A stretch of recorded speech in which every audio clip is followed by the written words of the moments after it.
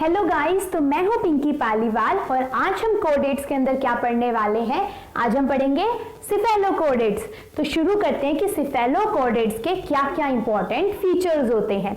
ठीक है, यूरोकोडेट, सिफेलोकोडेट आपके पास में मत छोड़ना क्योंकि इनसे क्वेश्चंस कई बार पूछे जाते हैं। ठीक है, तो देखो शुरू करते हैं। सबसे पहले सिफेलोकोडेटा। ठीक है, सिफेलोकोडेटा की अगर हम बात करें तो सिफेलोकोडेटा के अंदर जो नोटोकोड होती है, देखो मैंने इससे पहले यूरोकोडेटा पढ़ाया था।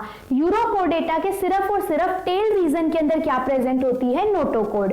जबकि जो सिफेलोकोडेटा होते हैं इनकी की पूरी बॉडी के अंदर क्या प्रेजेंट होती है, नोटोकोड। देखो मैंने लिखा भी हुआ है, नोटोकोड एक्सटेंड अप टू हेड, यानी कि टेल वाले पार्ट से शुरू होकर नोटोकोड इनके हेड वाले हिस्से तक क्या होती है, एक्सटेंडेड होती है। जबकि यूरोकोडेट के अंदर तो सिर्फ टेल वाले रीजन तक ही रह जाती है।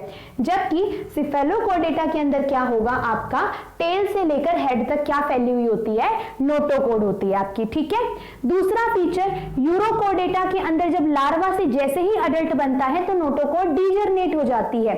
जबकि सिफेलोकोडेटा के अंदर क्या होता है कि लार्वा से जब अडल्ट भी बन जाएगा तो भी उसके अंदर नोटोकोड क्या रहेगी, आपकी प्रिसिस्ट करेगी। ठीक है, तभी भी क्या रहेगी, आपकी नोटोकोड विल प्रिसिस्ट। अब देखो आगे, ये चीज क्लियर हो गई। उसके बाद में आता है कि सिफेलोकोडेट के अडल्ट के पास में क्या क्या होता है। तो इसके अडल्ट के पास में नोटोकोड प्रेजेंट होती है, ट्यूबुलर नर्व कोड प्रेजेंट होती है और फेरेंगियल गिल स्लिट्स। देखो कोडेट होने के लिए ना तीन मेन इंपॉर्टेंट फीचर होते हैं। कौन कौन से? पहला, उसके अंदर नोटोकोड होनी चाहिए, दूसरा फेरेंगियल गिल स्लिट्स होनी चाहिए और तीसरा उसके पास में ट्यूबुलर नर्व कोड होनी चाहिए। कौन कौन सी होनी चाहिए आपके पास में? Notochord, tubular nerve cord and pharyngeal gill slits. तो ये क्या है, तीन हमारे पास में मेन इंपॉर्टेंट फीचर है जो सबके सब कोडेट्स के अंदर होते हैं।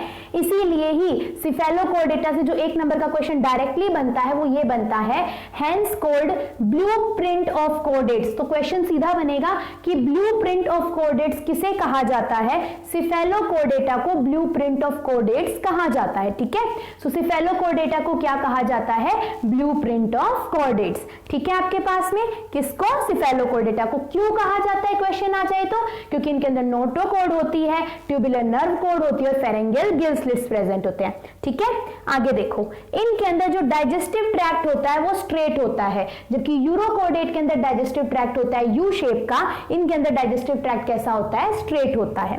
उसके बाद में हार्ट इज रिड्यूस्ड और एब्सेंट। इनके अंदर जो हार्ट होता है वो या तो रिड्यूस होता है बहुत ज्यादा, मतलब हार्ट बनेगा पर बहुत ज्यादा क्या होगा, रिड्यूस से फॉर्म में होगा, मतलब कोई ज्यादा फंक्शन नहीं करेगा, या फिर होता ही नहीं है। ठीक है, हमारे जबकि हमने यूरोकोडेट में क्या पढ़ा था, वहां पे तो ओपन सर्कुलेटरी सिस्टम होता है। ठीक है, हार्ट का रोल ही नहीं होता।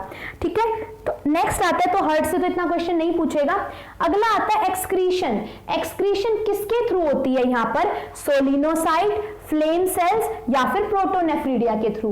ठीक है, तो एक्सक्रीशन किसके थ्रू होती है? सोलिनोसाइट, फ्लेम सेल्स या फिर प्रोटोनेफ्रीडिया। ठीक है, यहां तक की बात। अब आगे देखो, इनके अंदर जो मसल्स होती है ना वो सेगमेंट की फॉर्म में होती है। ठीक है, यानी मसल्स के छोटे छोटे सेगमेंट बने हुए होते हैं जिनको हम क्या बोलते हैं? मायोटोन्स। ठीक है, muscles in segment called the myotomes. ठीक है, मसल सेगमेंट में होती है इसलिए उनको क्या बोलते हैं? मायोटोन्स।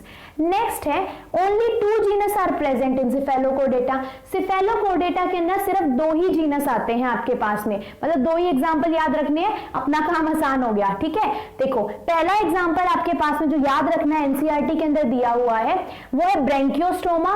ब्रेंकियोस्टोमा या फिर एम्फियोक्सिस, और इसी का ही नाम क्या होता है आपके पास में? लैंसेलेट। ठीक है, अपने पास में ब्रेंकियोस्टोमा, एम्फियोक्सिस एंड एम्फियोक्सिस का ही दूसरा नाम क्या होता है आपके पास में?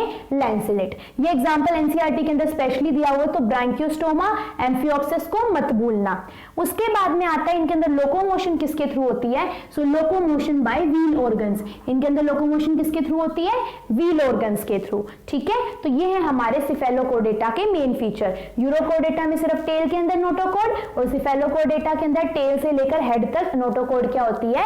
एक्सटेंड होती है। ठीक है, उसके अंदर यूरोकोडेटा के अंदर रेट्रोग्रेसिव प्रोग्रेशन होता है, मतलब लार्वा के अंदर तो नोटोकोड होगी लेकिन अडल्ट के अंदर नहीं होगी। इसके अंदर क्या होगा? लार्वा और अडल्ट दोनों के अंदर होगी। दूसरा, सिफेलोकोडेट को क्या कहा जाता है? Blueprint of कोडेट्स। ठीक है।